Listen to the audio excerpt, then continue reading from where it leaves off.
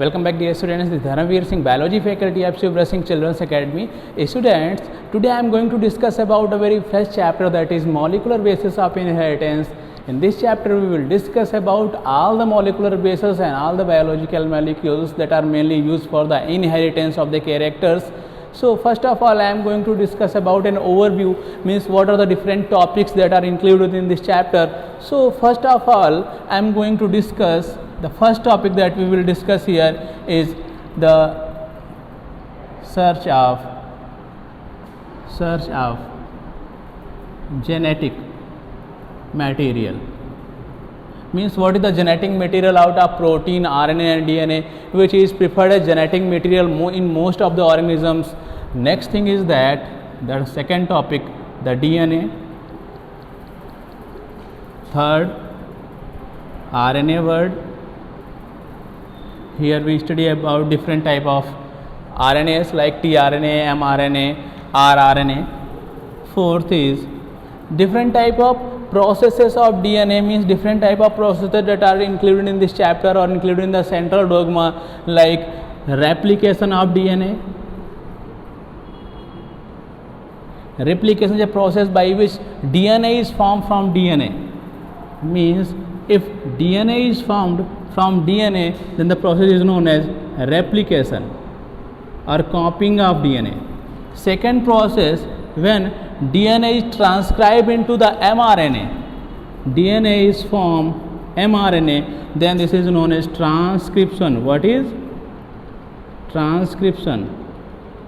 And third process, when this mRNA have some codes, mRNA contains some codes in the form of triplets, and these codes are known as codons, and these codons are read by the tRNA, and this tRNA is a adapter molecule, carry different type of amino acids, and when different type of amino acid reads the codes that are present on the mRNA, then they leave their amino acid, and that's why a chain of amino acid is formed. That's why protein is synthesized. Means when different type of amino acid are attached by a polypeptide bond, then this is known as the polypeptide chain, and this polypeptide chain is the primary structure of the protein. So the process by which mRNA converted into the protein is known as translation. What is translation? mRNA to protein, or we can say that the process by which protein is formed from the mRNA is known as translation. So we will discuss here about transcription. After that, translation, and here we will also discuss about somewhere here we will also discuss about genetic code. क्या बेटा discuss करेंगे about genetic code. What are the 64 different type of codes that are known as genetic codes? After that, our eighth topic, regulation of gene expression. Regulation of gene expression. Ninth, human genome project, a large topic, a mega project that is known as human genome project. And at last, 10th topic of the chapter, that is DNA fingerprinting.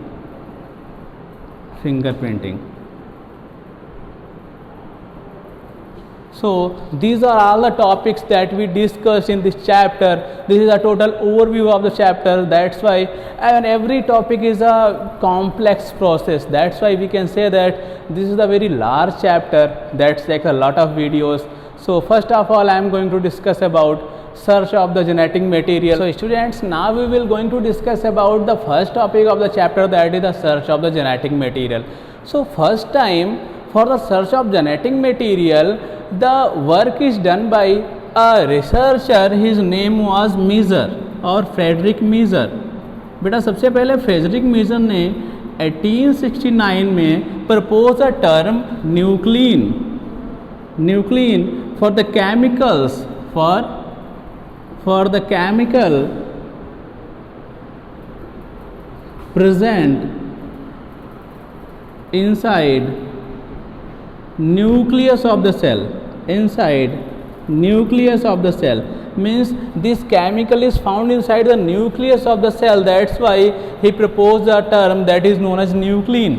And in 1889 Altman says that this nuclein is of acidic nature and that's why call it nucleic acid. बेटा क्या हुआ, Altmann ने बताया ये जो nuclein है, this nuclein is of acidic nature, बेटा ये न्यूक्लिन एसिडिक नेचर का है और इसी के लिए इसको एक टर्म दिया न्यूक्लिक एसिड. सो फार इन 1889 तक बेटा peoples know about the nucleic acid, means inside the nucleus a chemical is present, it is of acidic in nature, that is known as nucleic acid, but not a single study on the structural organization of the nucleic acid. So first time Watson and Crick in 1952, first time Watson and Crick in 1952 he taken a help of the X-ray chromatography of रोजलैंड Franklin. बेटा क्या किया इन्होंने, रोजलैंड Franklin के द्वारा किया गया nucleic acid का X-ray crystallography का यूज किया था. Uses data of X-ray crystallography of R. Franklin and proposed a double helix structure of DNA. बेटा क्या किया, इस डाटा को यूज करने के बाद में इन्होंने क्या किया, proposed a double helix model for nucleic acid. बेटा क्या किया इन्होंने, इस न्यूक्लिक एसिड के लिए एक डबल हेलिक्स मॉडल प्रपोज किया.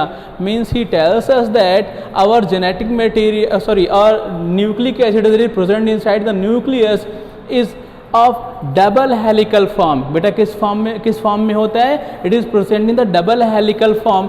That's why this structure is known as double helix structure और double helix model that was proposed by Watson and Crick on the basis of data that is proposed by or given by Rosalind Franklin by X-ray crystallography technology. ठीक है बेटा, X-ray crystallography technology के through जिन्होंने data दिया था उसके basis पे double helical structure बताया डीएनए का. Means DNA always present inside the cell in double helical form, in this form. Means our DNA contains 2 helix of DNA and each helix is a polynucleotide chain. Means बेटा क्या होता है, 2 helix होते हैं और हर एक helix एक polynucleotide chain होता है. Means in this chain nucleotides are attach, means in each chain nucleotide are attached by a bond that is known as phosphodiester bond. Means we can say that a nucleotide is a monomer of the DNA. बेटा हमारा DNA और nucleic material का जो monomer है that are the nucleotide. What are the nucleotide? Nucleotide is a molecule that is made up of pentose sugar, phosphate and nitrogenous bases that we discuss later about the nature of the DNA and all the things that are present in the DNA. So it's all about the discovery of the genetic material or structure of the genetic material. Now the next thing is that scientists start to discuss about out of protein, RNA and DNA which is the genetic material of the organism or which is the genetic material of most of the organism. So for the genetic material or we can say that discovery of the genetic material, first time a series of research or we can say that a series of experiment was proposed by Griffith in 1928. So in 1928 Griffith Griffith proposed a series of experiments on the discovery of genetic material, and this principle is known as transforming principle. At the end of this experiment, you have to know that why this experiment is known as transforming principle. Okay, what Griffith simply used a bacteria that is known as Streptococcus pneumoniae. He used a bacteria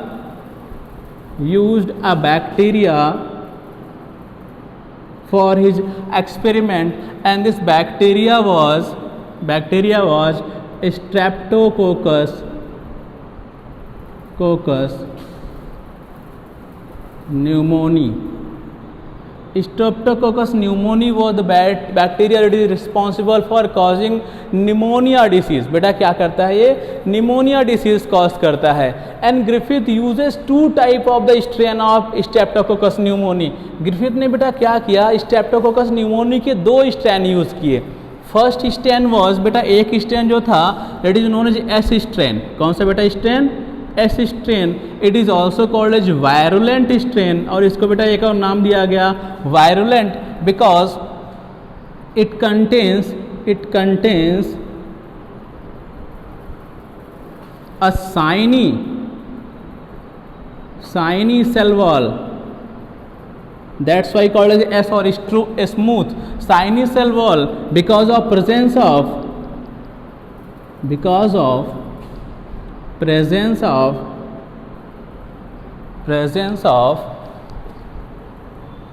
a polysaccharide and this polysaccharide of pathogenic nature. बेटा क्या होता है? S strain are known as the smooth strain because they contains a special type of polysaccharide on their surface, and due to the presence of this polysaccharide they are appear smooth and shiny. And next strain that was R strain. जो बेटा दूसरा strain था it was R strain, and R strain is also called as non-virulent because it is unable to cause the disease or unable to cause the pneumonia, and that's why it is known as non-virulent. इसलिए बेटा इसको क्या नाम दिया गया? non-virulent. And it is also known as R means rough because there is no any kind of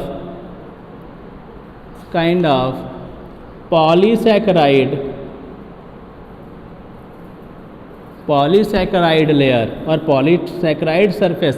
बेटा क्या था? इसके सेल वॉल के ऊपर कोई भी पॉलीसैकराइड की सरफेस प्रेजेंट नहीं थी.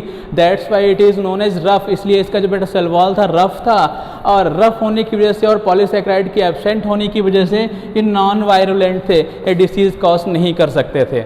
Now what Griffith does? बेटा क्या किया? ग्रिफिथ ने क्या किया? So now we see step by step everything. First time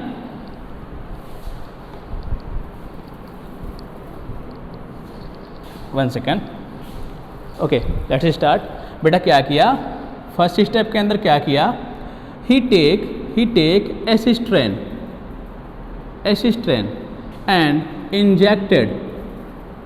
injected in माइस.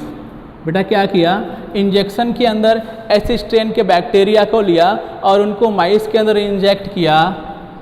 होता क्या है? माइस डाई. क्या होता है बेटा? उस माइस को, उस चूहे को क्या हो जाता है? निमोनिया हो जाता है और उसकी डेथ हो जाती है. आफ्टर सेकेंड टाइम ही टेक्स आर स्ट्रेन. उसके बाद उन्होंने क्या किया?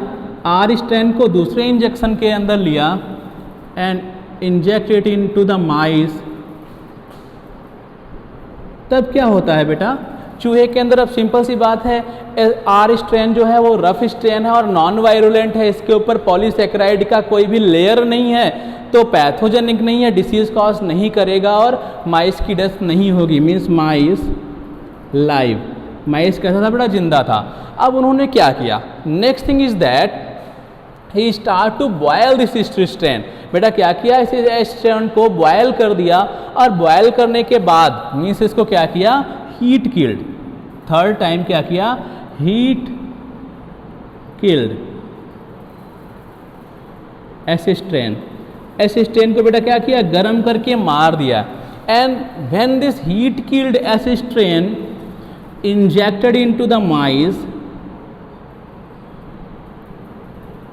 इन माइस लाइव, तो बेटा क्या हुआ, चूहा नहीं मरा. क्या किया पहले उन्होंने, एसिस्ट्रेन नॉर्मली जब चूहे के अंदर लगाया था, माइस के अंदर इंजेक्ट किया था, then this mice was dies because of we can say that the disease caused by the bacteria and the disease was pneumonia. And when the R strain or non-virulent strain are injected in the mice, then what happens, mice live because there is no disease caused because of this strain is non-virulent, non-disease causing.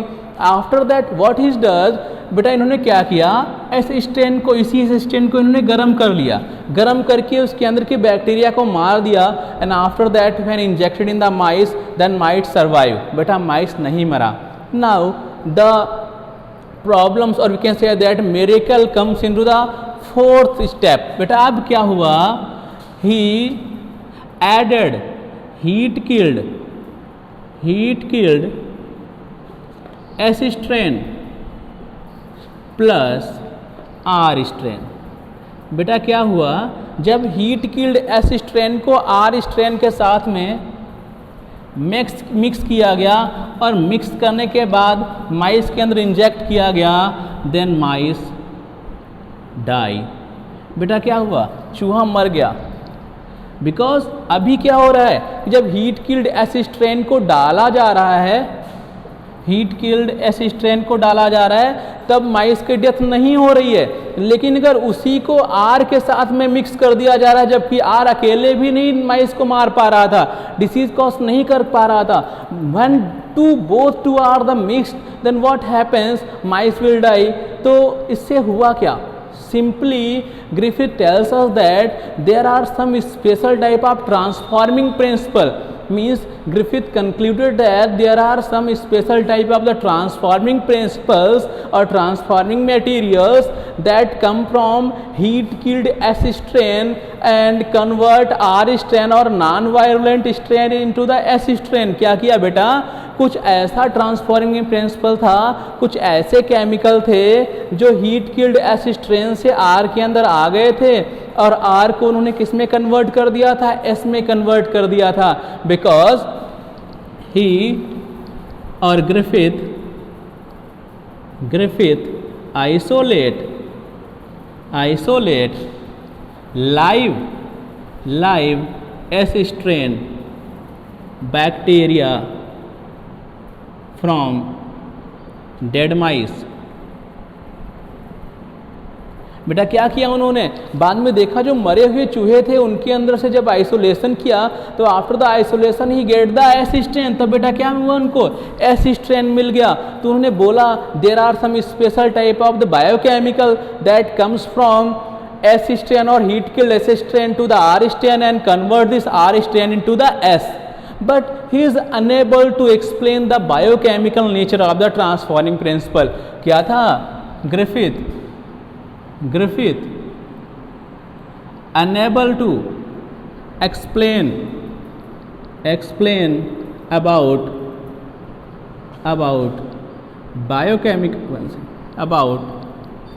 biochemical nature of transforming principle. बेटा इसको उन्होंने transforming principle किया था, कहा था उसका biochemical nature वो explain नहीं कर सके. So the next experiment that is done by Avery MacLeod and McCarty in 1934. बेटा क्या किया, एवरी मैककर्टी तीन लोगों ने 1934 से लेके 1944 तक ग्रिफिथ के ट्रांसफॉर्मिंग प्रिंसिपल के ऊपर रिसर्च किया.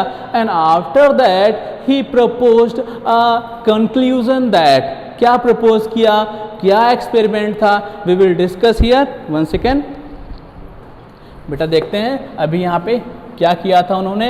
He also proposed a series of experiment. बेटा उन्होंने भी क्या किया था, एक्सपेरिमेंट की एक सीरीज बनाई थी. And after that he proposed their conclusions.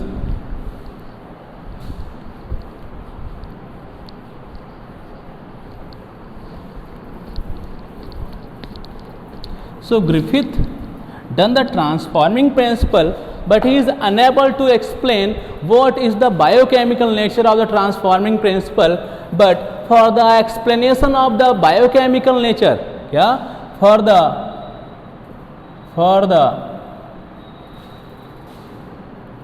explanation of the biochemical nature of transforming principle,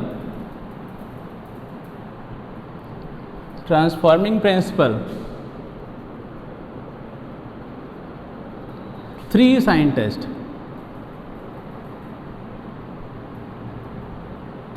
बेटा कौन कौन से थे? Avery, MacLeod and McCarty from 1933 to 1944। बेटा 10 सालों तक इन्होंने क्या किया? वर्क किया on the transforming principle of the Griffith. बेटा जो ग्रिफिथ ने वर्क किया था उसके ऊपर उनके ट्रांसफॉर्मिंग प्रिंसिपल का बायोकेमिकल नेचर जानने के लिए इन्होंने वर्क किया। क्या किया? ही आइसोलेटेड मेन बायोकेमिकल्स। कौन कौन से बेटा बायोकेमिकल उन्होंने आइसोलेट करे होंगे? प्रोटीन को आइसोलेट किया, मेनली आरएनए को आइसोलेट किया और डीएनए को आइसोलेट किया। बिकॉज प्रॉब्लम इन्हीं तीन के बीच में आ रही थी, which is a genetic material, protein, RNA and DNA. And start to do a experiment. और बेटा क्या किया? एक एक्सपेरिमेंट करना स्टार्ट किया। सबसे पहली बार उन्होंने क्या किया? He take 3 test tubes. बेटा देखिए क्या करेंगे वो, 3 टेस्ट ट्यूब लिए, 3 टेस्ट ट्यूब लिए। तीनों के अंदर बेटा उन्होंने क्या डाल दिया? थोड़ा सा इसको बड़ा बनाते हैं, 1 minute. Avery MacLeod and McCarty takes 3 test tubes. Okay, after that what happens? He filled the test tube first, test tube A, with heat killed assistant। heat killed assistant तो सबके अंदर ही उन्होंने लिया। heat killed assistant।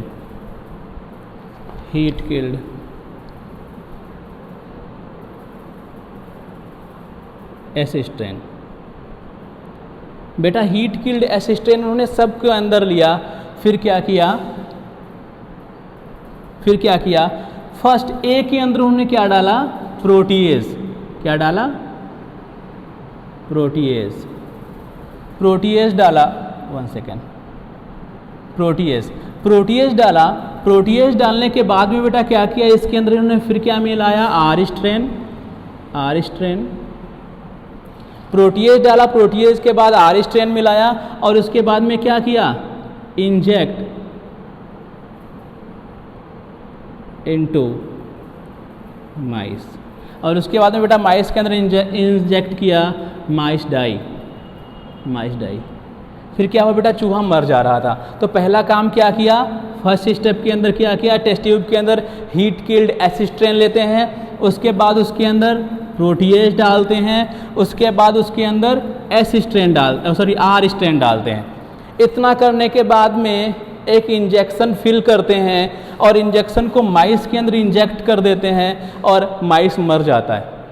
अगर बेटा क्या होता, ये जेनेटिक मटेरियल या वो ट्रांसफॉर्मिंग प्रिंसिपल अगर प्रोटीन होता तो प्रोटीएज ने तो जाके सारे के सारे प्रोटीन को डिस्ट्रॉय कर दिया था। अगर प्रोटीन होता तो प्रोटीन डिस्ट्रॉय हो जाता और चूहा नहीं मरता। नेक्स्ट थिंग, अगला देखते हैं, अगला क्या हुआ। नेक्स्ट में उन्होंने क्या किया? एक नंबर फर्स्ट क्या उन्होंने लिया? हीट किल्ड एसिस्टेंट को ले लिया। सेकंड में आरएनएज डाला, RNAs बेटा क्या होते हैं? RNAs are the enzyme that are responsible for the dissolution of the RNA। वो एंजाइम जो RNA को डिसोल्यूट कर देंगे, डिस्ट्रॉय द RNA, जो RNA को डिस्ट्रॉय कर देंगे, are known as the RNAs। And this is the second step. And third step उन्होंने क्या किया, इसके अंदर क्या डाला? R स्ट्रैंड, बी के अंदर भी, ए के अंदर जैसे किया था सेम बी के अंदर। After that inject to mice die. बेटा क्या किया? RNAs डाला, जितना भी RNA था सारा का सारा RNA खत्म कर दिया, सारा का सारा RNA डिस्ट्रॉय हो गया। R स्ट्रैंड डाला, उसके बाद मिक्सिंग हुई होगी, मिक्सिंग होने के बाद सॉल्यूशन को इंजेक्शन के अंदर लेकर के जो माइस के अंदर इंजेक्ट किया, तो अगर RNA जेनेटिक मटेरियल या ट्रांसफॉर्मिंग प्रिंसिपल होता तो RNA तो पहले ही खत्म हो चुका है, बिकॉज RNAs डाल के। माइस डाई मीन्स चूहा मर गया, मर इसलिए गया क्योंकि RNA भी जेनेटिक मटेरियल या ट्रांसफॉर्मिंग प्रिंसिपल नहीं था। सेकंड में क्या करते हैं? DNAs डालते हैं। क्या किया इन्होंने? DNAs डाला, DNAs। फर्स्ट स्टेप में बेटा क्या किया होगा उन्होंने? Heat killed S strain. Second में DNAs डालते हैं। उसके बाद बेटा क्या करते हैं? उसके बाद में R स्ट्रेन, उसके बाद में क्या हुआ? R स्ट्रेन लेते हैं, और उसके बाद में सारी चीज़ों को solution filled in the injection and injected to mice and mice dies, sorry mice live. इस बार क्या होता है बेटा? चूहा नहीं मरता है, चूहा नहीं मरता है। चूहा नहीं मरा means the transforming principle is DNA। Transforming principle बेटा क्या था? DNA था। देखो क्या किया इन्होंने? एक सीरीज बनाई, 3 टेस्ट ट्यूब लिए। पहले टेस्ट ट्यूब के अंदर भी हीट किल्ड एस स्ट्रेन, दूसरे टेस्ट ट्यूब के अंदर भी हीट किल्ड एस स्ट्रेन, और तीसरे के अंदर भी हीट किल्ड एस स्ट्रेन। उसके बाद क्या कर रहे हैं? पहली बार प्रोटीएज डाल रहे हैं। प्रोटीएज से सारा का सारा प्रोटीन क्या हो जा रहा है? डिस्ट्रॉय हो रहा है। Means protein dissolute all the protein that are present in the S strain or heat killed S strain. After that he put some R strain and injected it into the mice and mice dies. Means protein ये इसका कोई भी effect नहीं पड़ा, protein सारी की सारी destroy हो गई थी। मीन्स प्रोटीन कोई भी रोल प्ले नहीं कर रही थी। सेकंड में क्या करते हैं? फिर से वही काम करते हैं, heat killed S strain. After that RNAs, after that R strain, but when he injected then mice will die. But as taken DNAs, जैसी DNAs लिया जाता है, after that R strain and when injected into the mice, then mice will survive or mice did not die because this transforming principle, this chemical nature of the transforming principle was DNA. Because when DNA destroyed, that mice unable to be die, or we can say that this R strain unable to be converted into the S strain. when DNA dies। बेटा क्या हुआ? जब DNA खत्म हो गया तब R strain S में convert नहीं हो पाया। That's why after this experiment every McCarthy concluded that the transforming principle was the DNA or the biochemical nature of the transforming principle of DNA। जो बेटा biochemical nature था transforming principle का वो DNA था। But scientists not accepted his theory or his experiment because of he don't have any kind of experimental proof, any kind of visual proof। इनके पास बेटा कोई visual proof नहीं थे, इसलिए लोगों ने इसको भी accept नहीं किया, researchers ने इसको भी accept नहीं किया। After that the most accepted model or most accepted we can say that experiment was done by Hershey and Chase। So we will discuss about Hershey and Chase experiment in our next class. Thank you dear students for watching my video.